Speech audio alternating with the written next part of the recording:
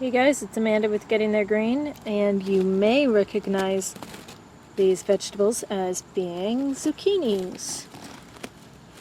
Yummy zucchinis. We love zucchinis. But this video is not going to be so much about zucchini. This video is not going to be so much about zucchini as it is about squash vine borer. If you've been watching us for a while, you know that the squash vine borer has plagued us for a few years and stolen our zucchini plants. This will be the third year in a row. So I'm just going to show you some of the signs that you may have been caught by the squash vine borer, and then I'll show you what I'm going to try to do to try to salvage what I can of these plants. This is my zucchini plant, the healthiest one that I've had all along, and it actually grew from just a wayward seed,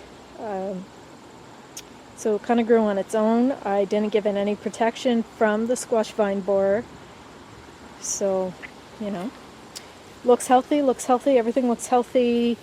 You see, this is a male flower. You know it's a male flower because it doesn't have anything just underneath the flower. Female flower, you know it's female because it has a bulbous area that looks like a zucchini. Usually when the flower appears, this is much, much smaller, but a bulbous, sorry, leaves keep getting in the way. A bulbous area underneath a flower means it's a female. Just straight into the stem means it's a male. So you can see there's lots of male and female flowers here, and the beginnings of some zucchinis. First warning, something goes wrong, and unfortunately any of the warning signs mean it's too late. But first warning is leaves turn yellow. And they look a little fungusy. But even the stems still look pretty healthy, but they turn yellow, and that's from lack of nutrition reaching the leaves. You can see there's some very dead looking leaves down there now. This has been probably 2 days since we noticed the first signs.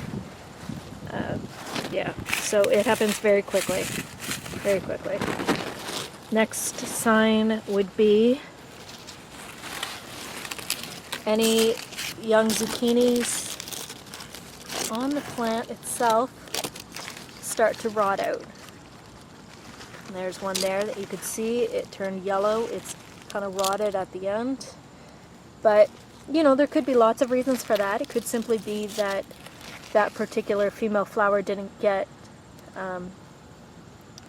pollinated.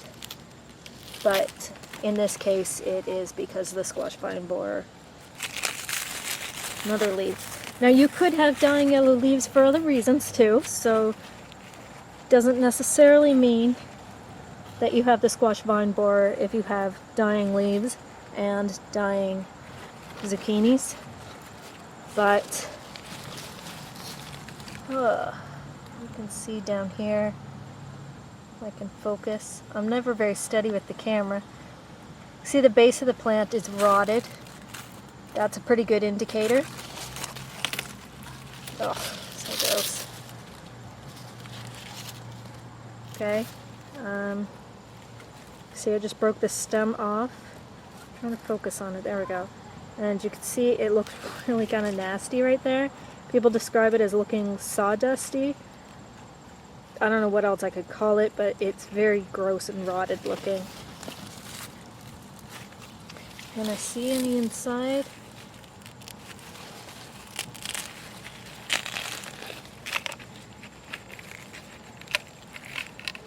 I don't see any inside this one at the moment. Doesn't mean it's not there, they could be very small. There's some of that sawdusty look that you're looking for. Right there. And you can see some, if I can focus, you can see some on the ground right there. that little bit of yellow on the ground, that's where the borer has chewed through the stalk. That's the little bit, grainy bits it leaves on the ground. Ugh. Okay, show you another plant that's not so far gone. Looks very healthy, healthy. Oh, there's the telltale, well, at least one symptom, this dying leaf here. There was no fruit on this one anyway, but there we go.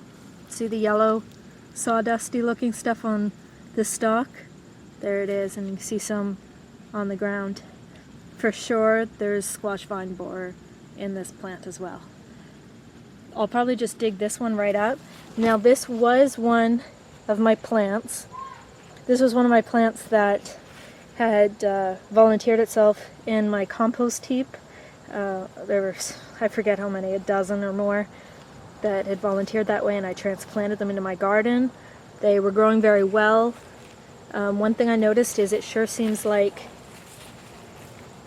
most, if not all, of the flowers on it are male, which makes me wonder if it's sterile, which could be a problem with growing from store-bought plants, which, if this is from my compost heap, and it was likely from a zucchini that was store-bought, so I wouldn't know the variety, and quite possibly it was sterile.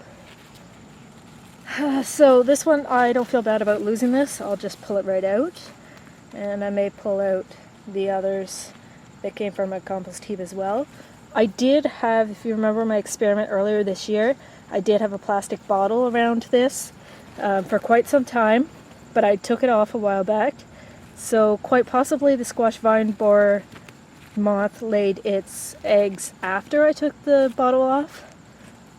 Likely that's what happened. So I guess what failed with that experiment was taking it off too early. And the reason I took it off when I did, I think, if I remember right, and I think I showed it in my video or talked about it in a previous video, I took the plastic bottle off because the plants were overheating inside it. Okay, so that one's going to be coming right out. Back to the first one I was talking about. What I'm going to try to do with this is cut out the infected parts, and then very often squash plants will re-root themselves further along on the vine. This one doesn't look like it has rooted anywhere along its vine yet, unfortunately, because if it had, that would be fabulous. I would just let it continue to grow from that point where it rooted itself. It's quite unfortunate that's not the case with this. All I can do is cut away what looks infected and then bury deep the rest, like the next chunk of vine, in hopes that it will root itself before it dies from starvation, because it has no roots. So those are the very sad facts, unfortunately.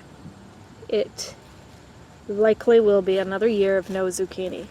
We did have one zucchini this year that we ate and enjoyed and shared, and that's it.